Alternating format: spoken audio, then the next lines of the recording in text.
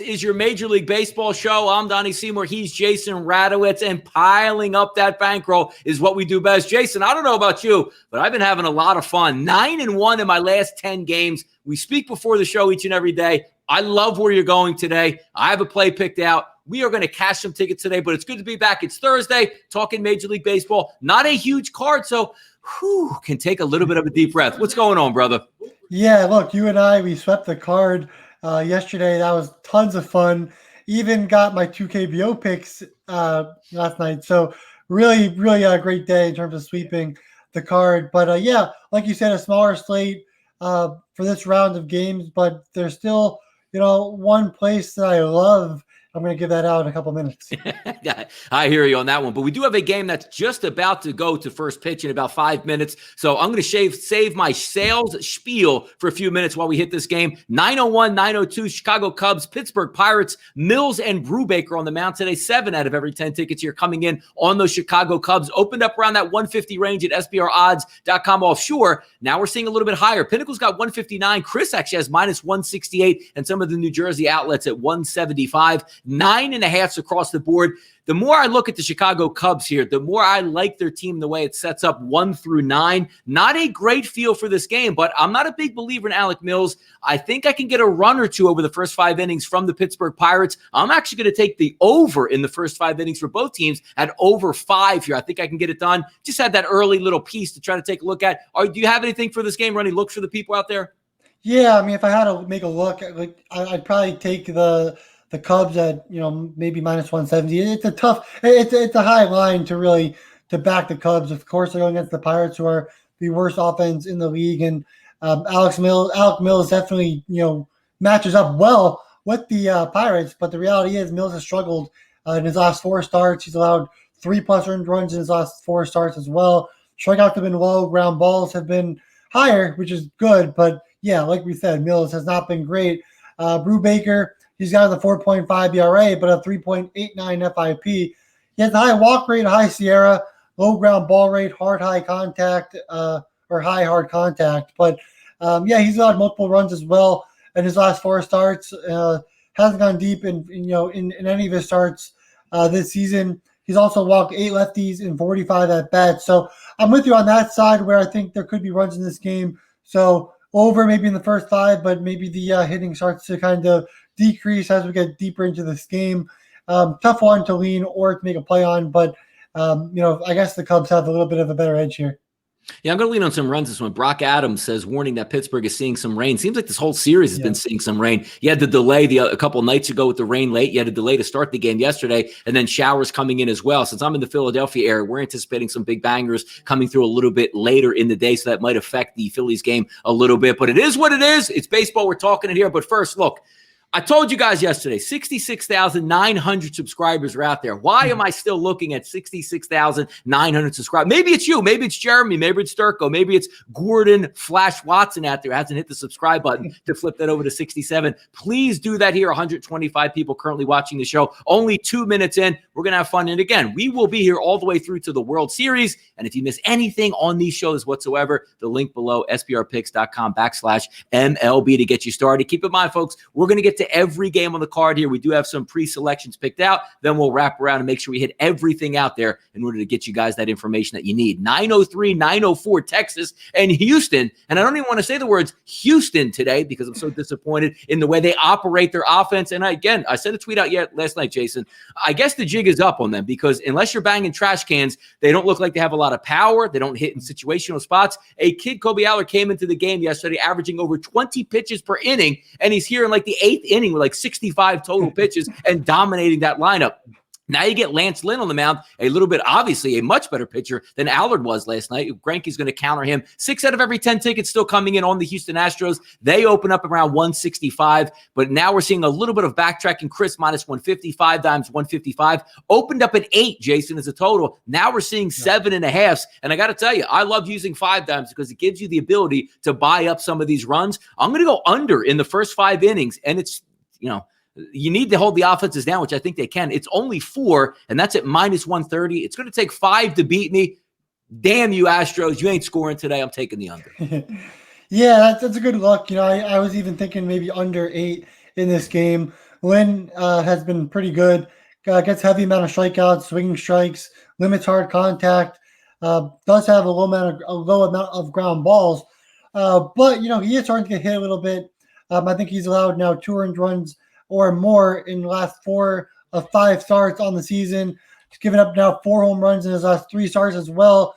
Still has an OBA of 165 on the season. So Lynn is starting to maybe struggle a little bit, but maybe not enough, especially against the Astros offense that has obviously not looked good this entire series.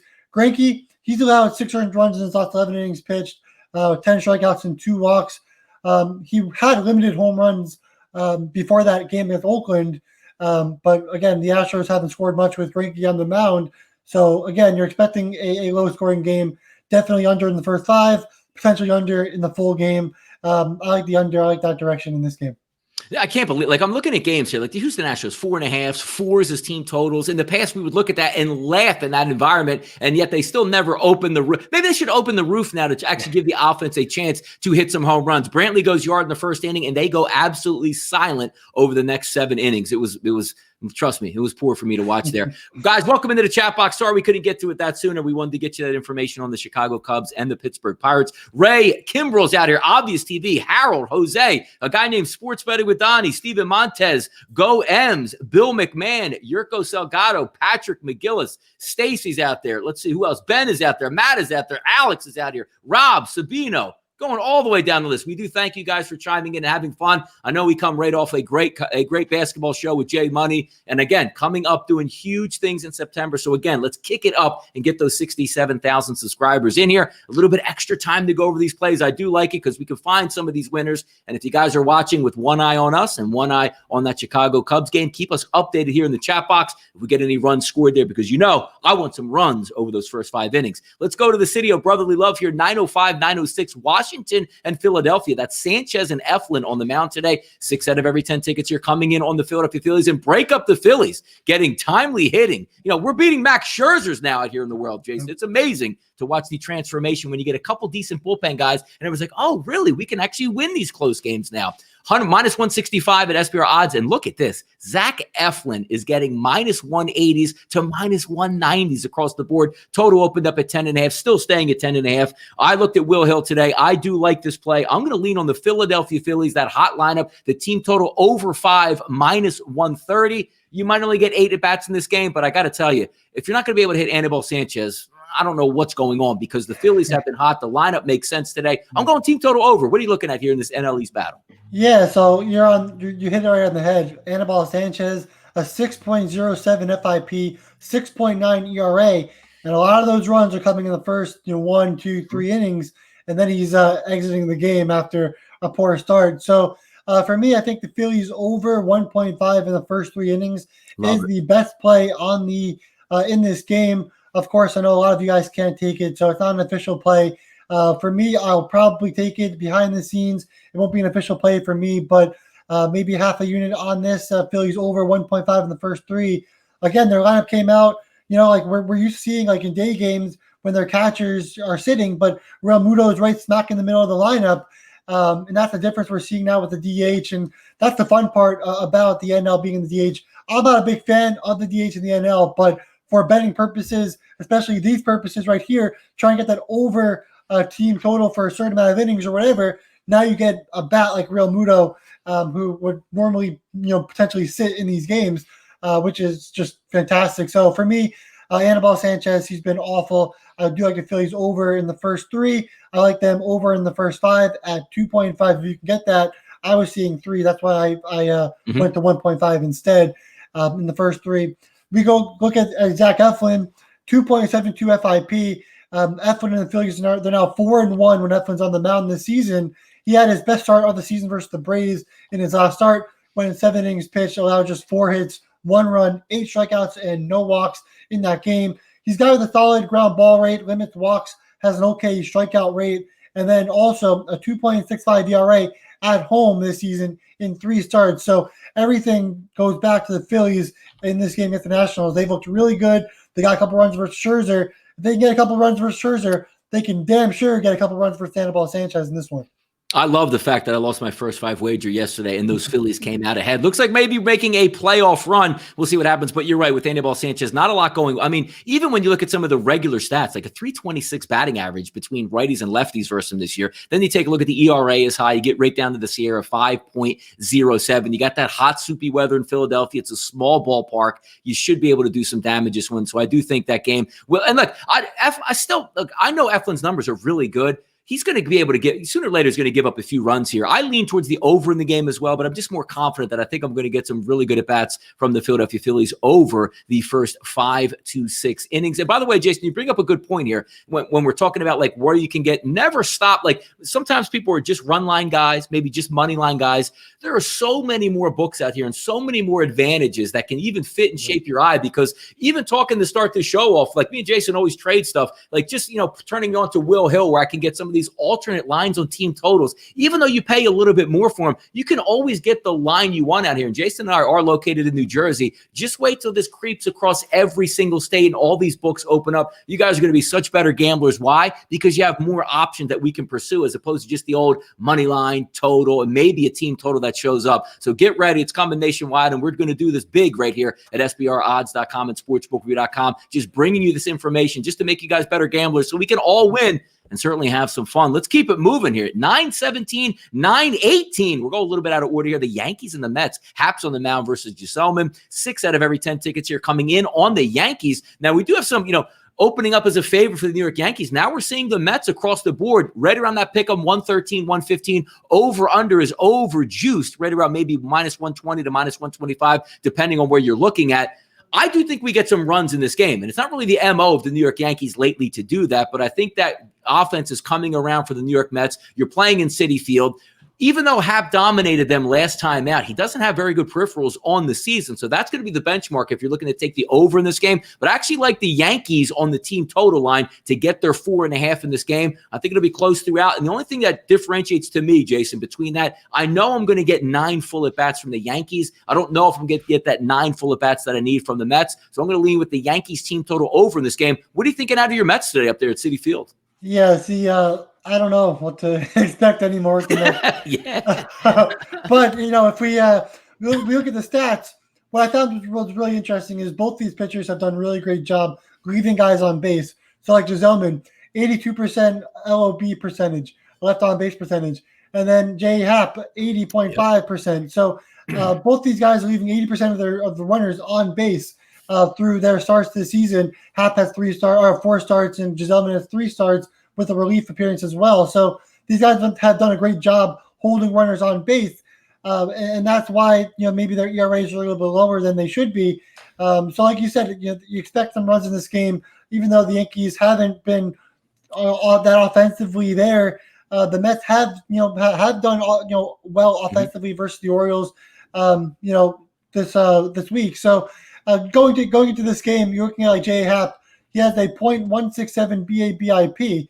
That's batting average of balls in play. 167. That's really, really low in 4 games. So you believe that that's going to regress and go back to the mean at some point, which is probably more towards that 300 range. Gesellman has a .370.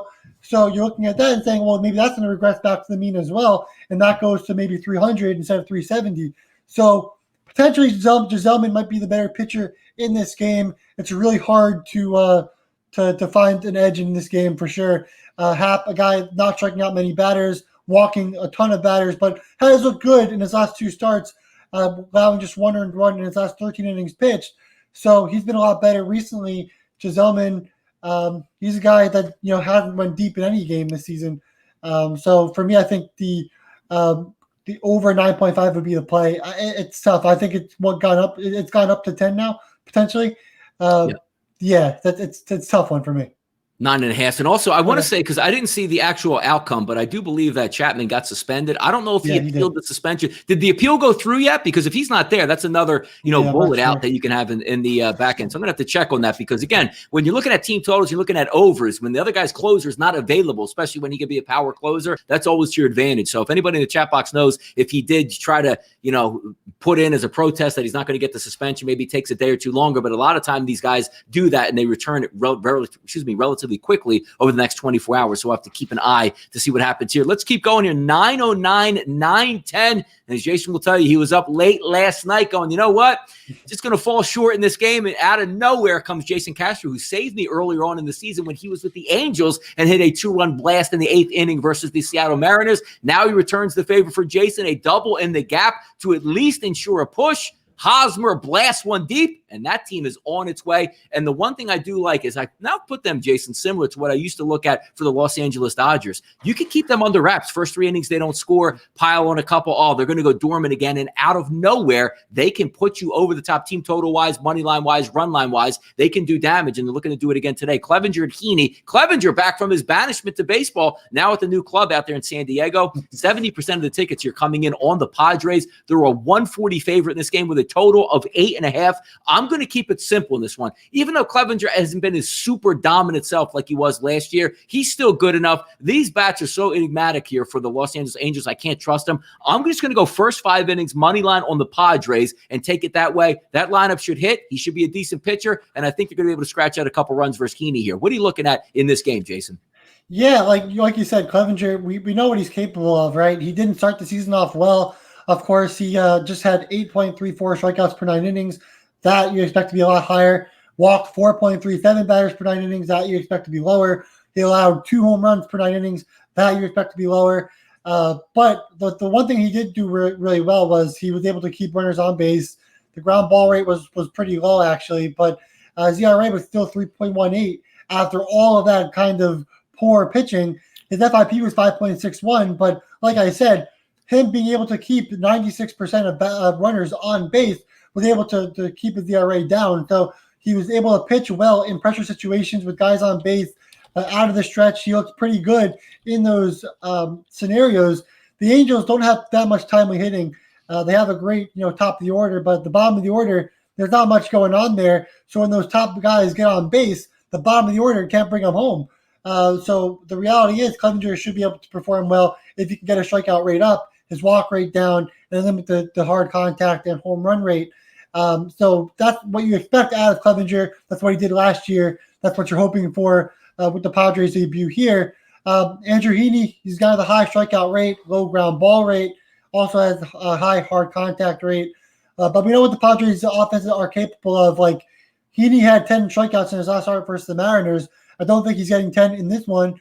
Heaney looked good in that start, but the one thing he's done well is limiting home runs, which is just 0.49, but he's also walking 3.16, so a high walk rate, and BABIP is pretty high as well. Also, with guys on base, he's not holding them on. 63.4% are being left on base, which means almost 40% are scoring on base. So that's something that Heaney struggled with, and the Padres can definitely put some pressure on him with guys on base. Obviously, they get on base at a solid rate, that offense does. So for me, I think Padres are the better play at minus 145. I'd also look at the over 8.5. I don't think Clevenger is going to have the best performance. I think the Angels can score some runs. Obviously, Trout hit a 2-run bomb last night. Could do that again in this one as well. But yeah, I think the Padres have the better team for this one. So minus 145 would be a lean for me.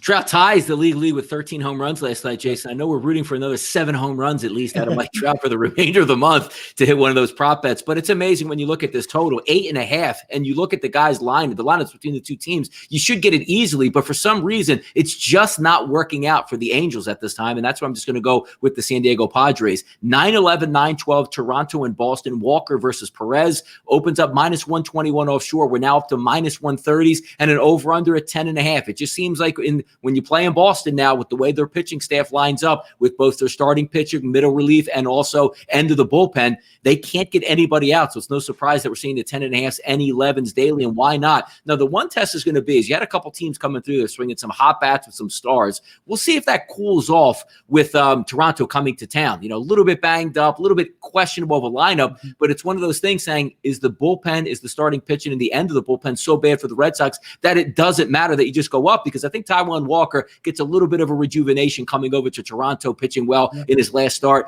I think we'll have a decent day, but I got to tell you, it's just going back to the well in Boston, taking the over 10.5. I'm not going to be surprised. And it seems like a daily theme where I go, third or fourth inning, it's 5-3, and here we go. I'm going to take the over 10.5 in this game, Jason.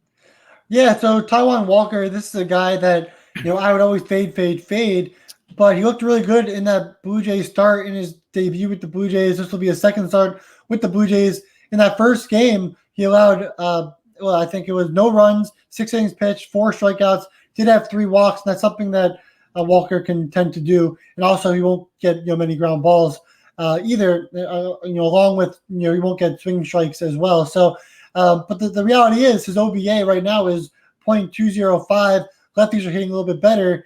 Of course, the Red Sox have some lefties that can do damage, like Verdugo, like Benintendi. They have some guys that can do damage against Walker. But yeah, I think Walker is starting to kind of figure it out. And the reality is, for the Red Sox, Martin Perez is all they got left. He's their best pitcher. He's their best. He's right now their 8th pitcher. They got nothing left. We talked about pitchers. Yesterday with the Red Sox, they changed pitchers. They were gonna pitch a guy with a 31-year-old, then they changed and pitch another dude, and like they're just brutal with pitching. So when the opportunity is, when they have Perez on the mound, I think the Red Sox have a little bit have a chance. Let's just put it out how it is. The Red Sox have a chance with Perez on the mound, and when you see the Red Sox at +120 versus Taijuan Walker at home, I think the Red Sox have a chance to do some damage here, and Perez maybe can. He did have a bad start last time out against the Nationals, but I think Perez, when he's on the mound, the Red Sox have a chance going up against Taijuan Walker, who of course was traded because the Mariners didn't see anything in him, and the Blue Jays trying to get whatever they can out of him. Looked good in that first start, but I don't think he goes another scoreless outing here. So Red Sox +120 seems like a solid lean if you want an underdog play in today's slate. So Cal Reseller, she likes the Padres team total over 4.5, said that is looking nice. So popular chat box out here, over 300 people currently watching the show, 20 minutes in here on a Thursday as we set you up for this Major League Baseball card. We'll continue through, only a few games left. Then we'll get to some best bets and bankers and have some fun with those. Let's take a look at this ball game out in Kansas City, Jason. 9-13, 9-14. That's going to be the White Sox and the Royals. Cease on the mound versus the lefty Duffy. 8 out of every 10 tickets here coming in on the Chicago White Sox, because a lot of times when you see the designation of L next to the pitcher's name going against the White Sox, you're usually in pretty good shape here if you're going to back that right-handed, powerful Chicago White Sox squad. Opened up at -130. Not a lot of line movement here. We're sitting in that mid-130s range. The total for the game opened up at 9.5 and currently sits at 9 across the board.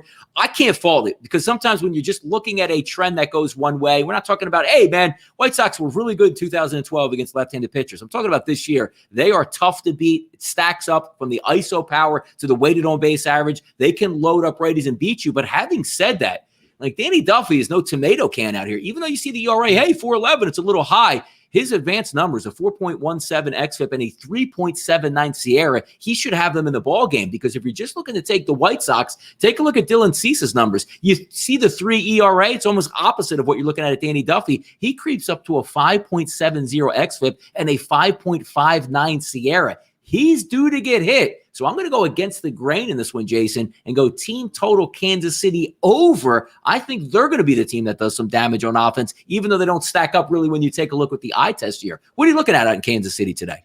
Yeah, look, I think it's an over game. Over 9 would be the play for me. This is the lean, of course, but look, Danny Duffy, he's a lefty, like we talked about. The White Sox absolutely destroy lefties. Well, now you look a little bit deeper into Duffy. Righties have hit all 6 home runs versus Duffy this season. Of the White Sox, we can go down the list with all their righty power bats. It's just ridiculous how much power they have on the right side and how great they hit lefties. So, but I agree with you as well. Like, I think the Royals can hit off the Cease. You talked about Cease, a 6.19 FIP. This guy hasn't been great either. He just had 6 walks in his last start. Now 12 walks in his last 3 starts. So not only is he bringing walks, but he's going to be getting hit hard potentially in this one too. His OBA is low, but that 18 walks on the season, 8 home runs, those are both scary numbers. And also he's been worse on the road with a 3.98 ERA and a 280 batting average on the road this season as well. So his numbers have been worse on the road. Duffy getting killed by righties this season. I think the over 9 is the play in this one. Of course, it's not an official play, but it would be really close to be one. If I liked it enough, Yeah, I think they get those bats rolling in that game. One game left on the board. Would have had two, but he had the Oakland-Seattle game, which was COVID, canceled, but they'll be back tomorrow. So maybe we'll get all of Major League Baseball back tomorrow, Jason. It'll be exciting, and we can speed through games and spend about 10 seconds on each game because of how many are looking on the charts there. How about late night action here? 9:15, 9:16. Arizona's going to travel to Los Angeles. It's going to be Weaver and Kershaw. 96, almost, it's amazing. Over 9.5 tickets to 1 coming in the favor of the Dodgers. And why not at this point? You saw the white flag get raised up by the Diamondbacks. They open up at minus 265 for the Dodgers as a favorite. Now we're seeing minus 285s. You even thought they might have squeezed out a victory last night, but it wasn't the case. That Dodger magic late always pulls out. This baseball team is tough to beat. Doesn't matter if you get injured, who's in, who's out of the lineup. It just seems like they are able to hit everybody. We're looking at that total of 8.5 in this one. When you take a look at Luke Weaver and what he does well, an 8.23 ERA with a FIP of 5.66. He's not a shutdown guy. So last start, he goes against the Giants, 3 innings, 4 earned runs. Maybe his best effort of the year, 5 2/3 with 2 earned runs. And before that, Oakland, 5 innings and 1 earned run. That's about the best you get because even previous before that, 3 innings, 4 earned runs. 4 innings, 6 earned runs, 3 1/3, 6 earned runs. If you're not going to have shutdown innings versus the Los Angeles Dodgers, this one might get away quickly. I just look at the Dodger bats and say probably team total is the way to go in this game. It's a low over-under for the game itself, but what are we getting out of those Arizona bats versus Kershaw? They'd be lucky to me to get 2 runs max, so maybe not leaning towards the over in the game. If you like a run line, I think the Dodgers can certainly put this squad away, but that's the way I'll be leaning in this game. And by the end of it, will they be saying, Luke, I am your father? Because I think the Dodgers can put a hurting on them tonight here. Jason, what are you looking at? Yeah, I agree with you. My official play, the banker of the day, Dodgers over 5 team total. It's at minus 107 on William Hill. I might have changed now, but got it last night at minus 107, which, it's pretty low on the juice for what the Dodgers can do. If you look back to August 1st, it was a Saturday game. Weaver pitched against the Dodgers, right? 4 innings pitched, 7 hits, 6 runs, 2 home runs, 3 walks, 5 strikeouts, 12 fly balls, and just 2 ground balls in that game versus the Dodgers. The Dodgers ended up winning 11-2. This was at Arizona, but still 11 runs in that game. They scored 6 off of Weaver in 4 innings. And if we got that, it'd already be over. We got the team total. But yeah, Weaver's a guy that he allows plenty of hard contact, a low ground ball rate, allowed 4 runs, like you said, on 8 hits versus the Giants in 3 innings pitched in his last start. He has an OBA of 322, and lefties have a 1.098 OPS against Weaver this season. So, yeah, Weaver has been pretty bad, also allowing 2.63 home runs per 9 innings and a BABIP of nearly 400. Not getting ground balls either. Like I said, FIP 5.66, ERA 8.23. And like we said, lefties absolutely smoke Weaver, and they have some lefties in that lineup. Potentially, Bellinger should be back in that lineup as well. Had a sore lat the last 2 days. Potentially should be back in this lineup. Said he could have played yesterday, but didn't. So you have Bellinger back in the lineup. He has 2 home runs versus Weaver in just 6 play appearances and 5 at bats. Also has a walk and a single versus Weaver with a 600 average. Then you have like Seager, Muncy, a ton of lefties, and guys like Betts who are heating up. Turner heating up on the right side of the plate that can do damage versus Weaver as well. Not like Weaver's doing well versus the righties either in the lineup. So, I just talked about how much Weaver should be brutal today in this game. Obviously, you go on that Kershaw side, 4-1 with Kershaw on the mound for the Dodgers. He's getting a high amount of ground balls this season, and now he should feel comfortable getting back home. I think 4 of his 5 starts have been on the road. So getting back home, look at his stats last season. He was dominant at home last season.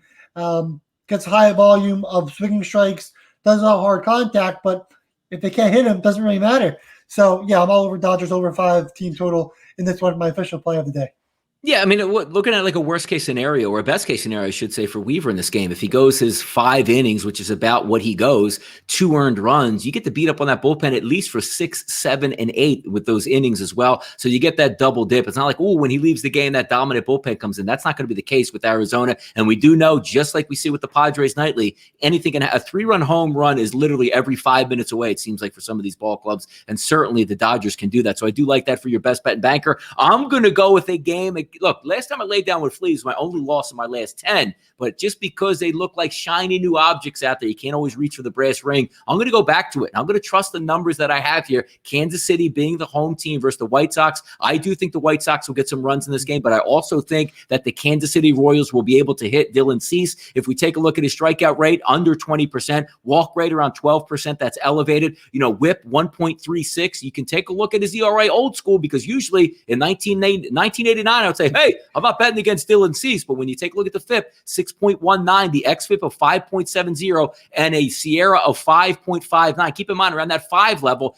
is a disaster. He's at a 5.59. That's going to catch up to him. That's going to catch up tonight. I'm going to go team total. Oh, it's not that expensive. Over 4 minus 110 is my banker of the day. So we got some team total overs. Jason's going to roll with the Dodgers. I'm going to roll with the Kansas City Royals. And we did it all in a half hour today. 360 people watching live, 72 thumbs up, 0 thumbs down. That's how we do it right here. And guess what? Friday, yes, it's payday. A full Major League Baseball card once again for both Jason and myself to come on and kick it with you guys here in the chat box. Again, if you haven't done so yet, hit that subscribe button, turn the notifications on when Jason and I go live tomorrow for Major League Baseball action. You will be here in the chat box to come in here and say hello. I'm Donnie Seymour. He's Jason Radowitz. We're sportsbookreview.com, and this is your Major League Baseball show. Good luck, guys.